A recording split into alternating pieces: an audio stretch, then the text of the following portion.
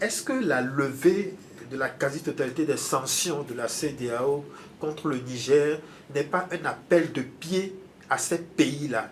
D'ailleurs, d'aucuns pensent qu'ils pourraient envisager de revenir dans la CEDEAO. Vous pensez que cette éventualité est sérieuse? Ça peut arriver? Bon, je ne sais pas. Oui. Ce qu'il y a, c'est que, comme j'ai dit, la CEDEAO a fait des erreurs graves, impardonnables, qui ont conduit à des conséquences cruelles, inhumaines. Et tout ça sur l'absence totale, basée sur l'absence totale, disons, de l'égalité. Et donc, moi, je me dis que c'est une opportunité. Oui. Peut-être que dans plusieurs années, et c'est pas, voilà, les pays, en tout cas du Sahel, pourront se rabibocher avec la CEDEAO, etc. Oui. Mais ce qu'il y a à dire, c'est que la CEDEAO, comme cadre d'intégration économique, a été rendue obsolète par la dynamique d'intégration au niveau continental. Et ça, on ne dit pas assez. Vous savez, depuis 2018, il y a cette zone de libre-échange continentale africaine. La ZLECAf. La ZLECAf. Oui. Et donc, la plupart des pays africains, sauf l'Érythrée, tous les pays, ont dit nous ne voulons pas faire partie de ces zones de libre-échange continentale africaine.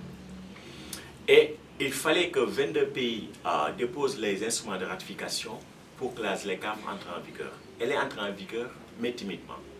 Et donc, quand vous lisez l'accord de la ZLECAf, il y a ce qu'on appelle la clause de la nation la plus favorisée. Qu'est-ce que ça veut dire?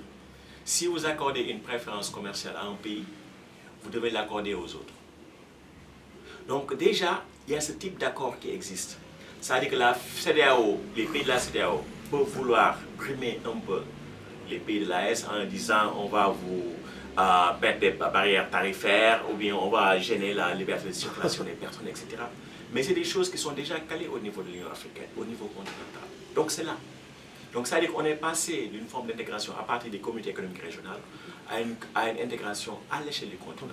Donc ça, il faut en prendre compte. Je ne dis pas que la CEDEAO est inutile, parce qu'au niveau régional, nous avons besoin de souveraineté alimentaire, nous avons besoin de souveraineté énergétique, nous avons besoin en tout cas de nous intégrer sur le plan des infrastructures. Et avoir la CEDEAO est un cadre utile. Elle était même enviée par rapport aux autres régions du continent. D'une certaine manière. Oui. D'une certaine manière, parce que la liberté de circulation, malgré beaucoup de heurts, de couacs, etc., de brimades par les policiers, quand même, bon, ça a un avantage, quoi, je veux dire, de voyager à travers les 15 pays, etc., juste avec le passeport CEDEAO. Ça, c'est des acquis quand même, et je pense qu'aucun pays n'a intérêt à y revenir. Donc, ce qu'il faut, c'est que la CEDEAO reste modeste et reste une communauté économique, parce qu'elle n'a pas les épaules suffisamment larges pour être une CEDEAO qui jouerait les gendarmes démocratiques, etc. Elle ne l'a pas. Alors que ce texte ne le prévoit pas. Oui, elle doit rester de côté. Elle doit rester de côté sur ces aspects-là et se focaliser sur la souveraineté alimentaire, énergétique, pharmaceutique, intégrer les pays sur le plan des infrastructures, aider les pays qui font face à des défis sécuritaires. On a besoin de cette CEDEAO-là. C'est cette CEDEAO-là dont on veut, mais pas une CEDEAO qui réagit différemment selon que le putsch est favorable ou pas à des intérêts étrangers, selon que c'est un putsch civil ou un putsch militaire. On n'a pas besoin de cette CEDEAO-là. Donc malgré tout ce qui vient d'être dit, je pense qu'avec le temps, certaines différences pourront être gommées. Et peut-être que si la CEDEAO accepte d'une certaine manière de revoir sa copie et de constater les erreurs graves qu'elle a faites, peut-être qu'on pourra aller vers une autre en tout cas CEDEAO, vers une autre intégration économique régionale au service des peuples. Mais aussi, quand on dit CEDEAO, pour l'instant, c'est que les chefs d'État qui se réunissent. Donc, il faudrait d'autres institutions qui reflètent les peuples. C'est-à-dire que la CEDEAO elle-même doit être démocratisée. Elle doit être démocratisée comme institution, mais les pays africains individuellement membres de la CEDEAO doivent également être démocratisés. C'est-à-dire qu'il faut plus de pouvoir pour les peuples. Parce que si les peuples n'ont pas plus de pouvoir, la CEDEAO elle-même ne peut pas être démocratique. Parce que malheureusement, jusque-là, c'est un syndicat de chef d'État. Donc je pense qu'avec le temps, les aspérités pourraient être gommées, parce que nous avons tous besoin les uns des autres. Oui. Et c'est en coopérant, en nous respectant les uns les autres, qu'on pourra en tout cas grandir et être solidaires. Et si elle se réformait de fond en comble, peut-être que les trois pays peuvent éventuellement envisager de la réintégrer, mais en tant qu'une seule entité. Oui. AES, et non pas en tant que Niger, Burkina, Mali. Oui, c'est possible. Je dis, ce qui se passe dans les pays de l'AES, c'est intéressant. parce qu'il propose les termes de la dynamique panafricaniste que nous avons toujours tous défendus. Maintenant, les gens peuvent dire, ah, c'est des militaires, etc. Mais le fait est là, et ces pays vont une dynamique d'intégration panafricaniste souhaitable.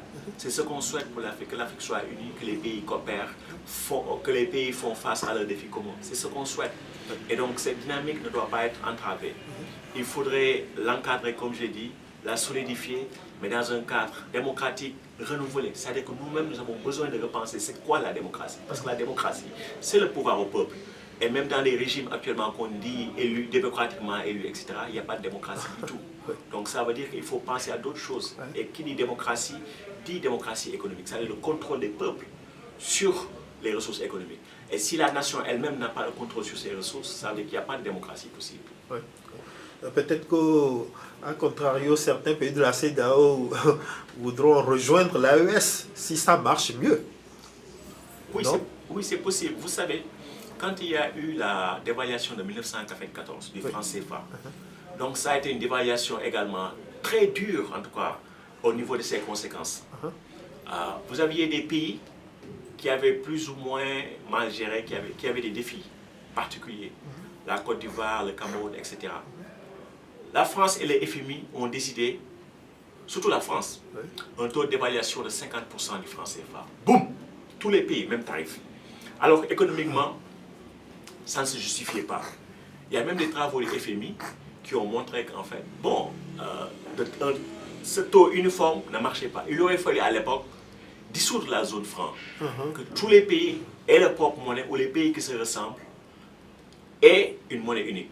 À l'époque, pourquoi je dis ça? C'est parce qu'à l'époque, il y avait un rapport de l'USAID qui disait que si on doit faire cette dévaluation, il vaut mieux que les pays maintenant qu'on appelle les pays de l'AES aient leur propre union monétaire. En 1993, c'est un rapport qui a été écrit notamment par le fameux Elliot Berg, à l'époque. Donc, un projet de monnaie unique pour les pays sahéliens existait déjà en 1993. En tout cas, une réflexion en ce sens. Donc, ce n'est pas quelque chose qui est tiré par les cheveux.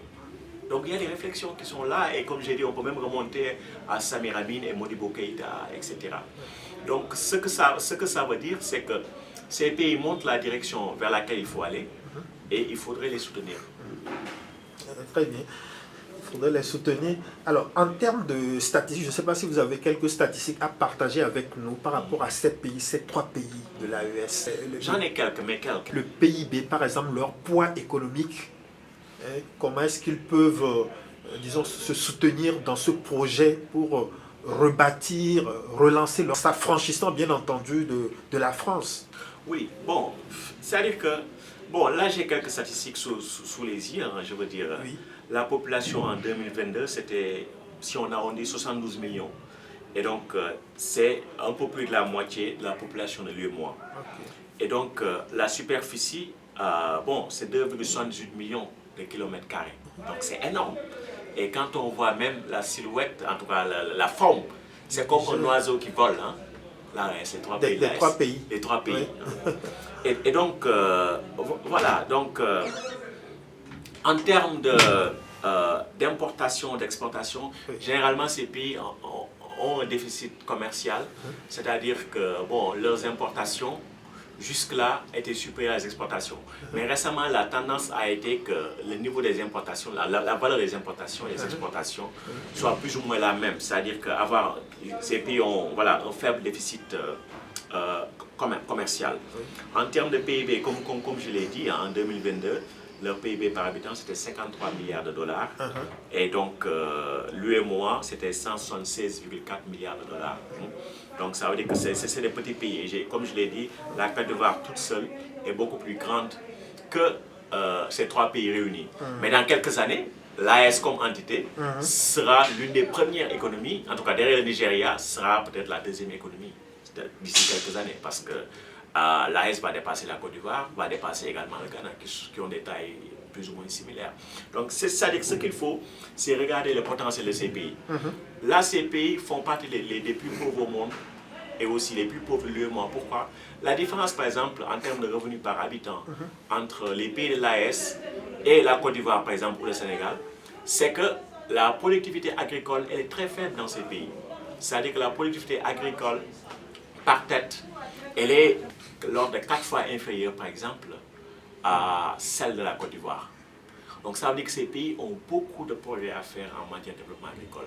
Mais malheureusement, et ça on ne le dit pas, dans le système CFA, il n'y a pas de financement pour l'agriculture. Donc comment pouvez-vous avoir un développement? Donc si vous avez votre propre monnaie, une politique financière autonome, vous pouvez mettre les ressources là où il faut pour le développement agricole. Et quand ces pays résolvent leur déficit vivrier, parce que tous ces pays ont des déficits alimentaires, donc ça veut dire qu'au lieu d'importer des choses, vous avez beaucoup plus de réserves de change pour les utiliser pour votre industrialisation, etc. Et ce qu'il faut dire également, pour quelque part anticiper tous ceux qui sont pessimistes, c'est que l'économie conventionnelle a une compréhension totalement erronée de la monnaie.